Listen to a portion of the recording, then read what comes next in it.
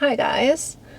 I want to rant today, and I figured why not make a video so I can rant and y'all can rant right along with me. At the top, I want to talk about the Dougherty dozen.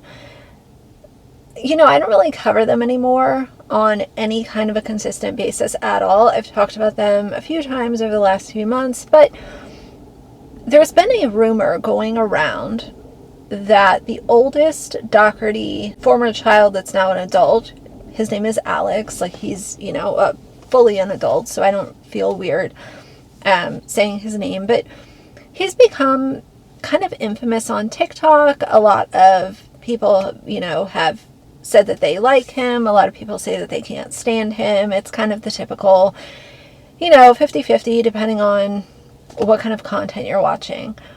There was a rumor going around over the last 3 or so weeks that he was not alive.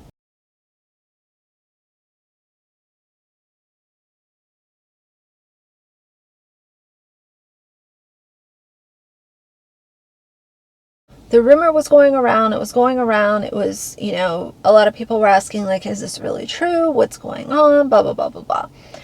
Well, Alicia never addressed it that I saw personally. And then Alex ended up coming out and addressing it and saying that rumors are just lies, whatever. This is another subset of putting your kids on social media.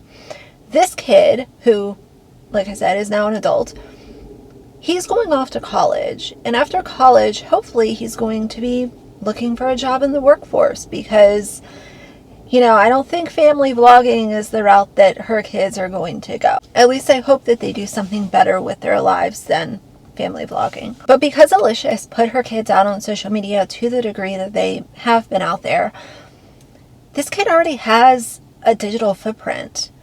And it's all thanks to Alicia. So not only does he have a digital footprint from, his entire life story being content, to now rumors like this going around where you look at his name on TikTok or social media as a whole, and there's a rumor that he was unalived in July of 2024. And I just often wonder, what's that going to do? What's that going to do down the road when these kids are looking for employment? They're, maybe they have a partner that ends up like randomly looking them up on social media.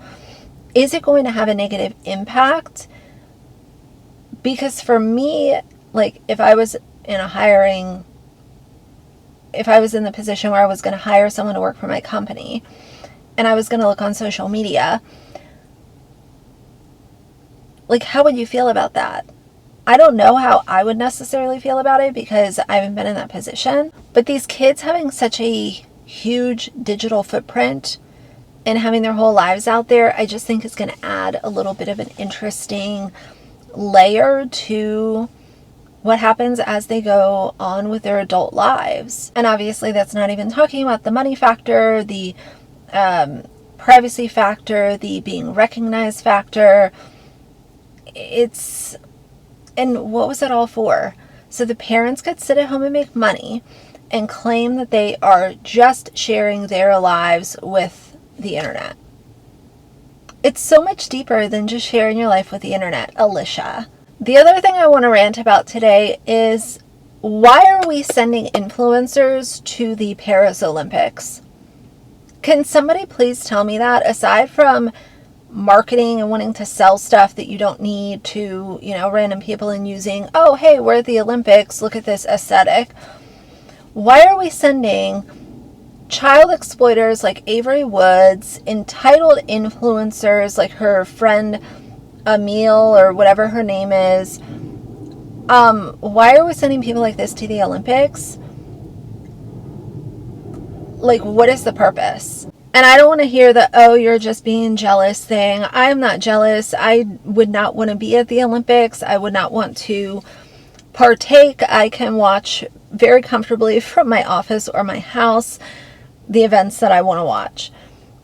But a beauty brand spending money on a flight, a hotel, decking out the hotel with a bunch of products that these influencers don't care about and they're not going to use, and paying for all of that so that they can do videos from the Olympics.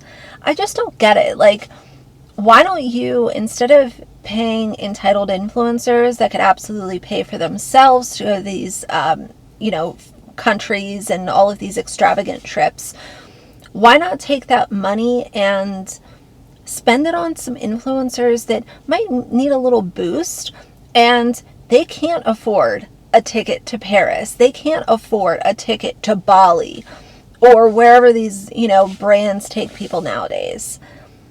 Like, why are we flying child exploiters and entitled influencers to Paris? And I just think it's really funny because they're not even choosing influencers that are like fitness influencers that might do a little bit of beauty content. These are influencers that want to go on brand trips and get wasted, whether or not their kids are with them. These are influencers that want to go and literally do like cheap content and just do hashtag benefit, hashtag urban decay, hashtag COSIS. Can we get rid of these influencer trips? Maybe next year. I don't know. I feel like that's wishful thinking, but it's giving cringy. It's giving you're flying people that could fly themselves to an event that they don't care about, to promote products they don't care about, and we as consumers know that they don't care about these products or use them. It's just also what a stupid. Sometimes I look at this world and I'm like, we are living in a real stupid world right now, aren't we? All of this nonsense that's going on, but either way, I feel better now that I ranted for a few minutes. So tell me what y'all want to rant about today. Drop it down below, and yeah, for now, if you like the video, please leave a like and a comment, and if you'd like to see more from me in the future, please subscribe. I'll see you guys soon. Bye.